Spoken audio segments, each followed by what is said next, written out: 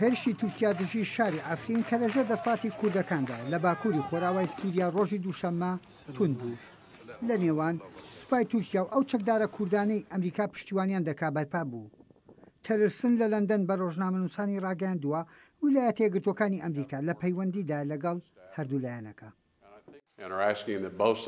داوا لە هەردوو لایەنەکە دەکەین دان بە خۆدا بگرن، قوربانیانی خەڵکی سیڤیل کەم بکەنەوە، ژمارەیەکی زۆر لە خەڵکانی سیڤیل زیانیان پێگەشتووە. هەوڵ دەدەین ئەوەی لە دەستمان بێت پێکەوە بیکەین بۆ چارەسەرکردنی نیگەرانەکانی ئاسایشی ڕەوای تورکیا بە ڕێگەیە کە تورکیا پێ ڕازی بێت، وەگەڕانەوە بۆ کردەوە سەربازەکانی شکست پێهێنان بە دەوڵەتی ئیسلامی و مسۆگەرکردنی سووریایشی ئاشتی و سەقامگیر و کارکردن بە ئاقاری سووریایشی یەکگرتو لە ڕێگەی پرۆسەی ئاشتی جنێفەوە کە هەموو لایەک پێوەی پابەندە.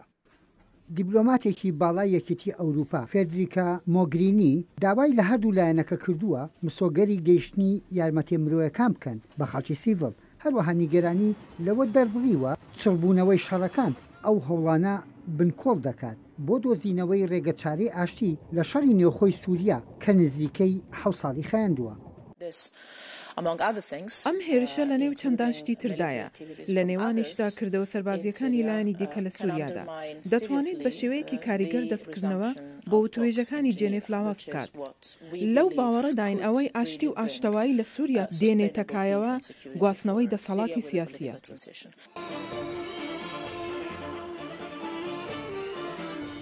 سەرۆک ئەردۆغان وتوێتی هێزەکانیان ڕناوەستێ تاوەکو ناوچەیەکی ئاران لە نزیک سنووری تورکیا سووریاوە پێک دێنن. ئەمریکاش بە پرچەکردنی هێزە کوردیەکان تۆمەتبار دەکات، وەک دەڵێت ئامانجلێی بەزاندنی سنووری تورکیا و هێرشکردنە بۆ سەرخاکەکەی. هەروەها دەژڵێت کە کوردی سووریا هاوبەندی لەگەڵ پارتی کرێکارانی کوردستاندا هەیە کە تورکیا و یەکێتی ئەوروپا و ئەمریکا بە ڕێکخراوێتی تیرۆریستی ناویان بردووە. مەسەلەی ئەفرین یەکلایی دەکرێتەوە و یەک هەنگاو لێی پاشەکشە ناکەین.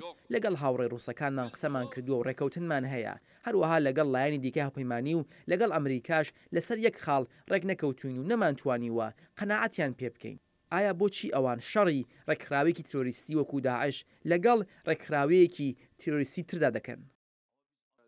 وەزیری دەرەوەی رووسیا سێرگێ لاڤرۆڤ دوێنێ وڵاتە یەکگرتووەکانی ئەمریکای تۆمەتبار کرد بە هاندانی بزوتنەوەی جوداخوازی کوردەکان تێنەگەیشتنیان لە بارودۆخەکەەوە یاخود ئیسیفزازکردنێکی بە ئەنقەستە.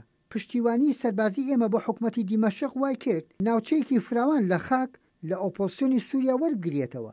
تورکیا ڕەخنەگر بووە لەو پشتیوانیە، تەنانەت فڕۆکەیەکی جەنگی رووسیای لە سووریا خستە خوارەوە، بەڵام هەردوو لایەنەکە بە خێرایی چارەسەریان کرد.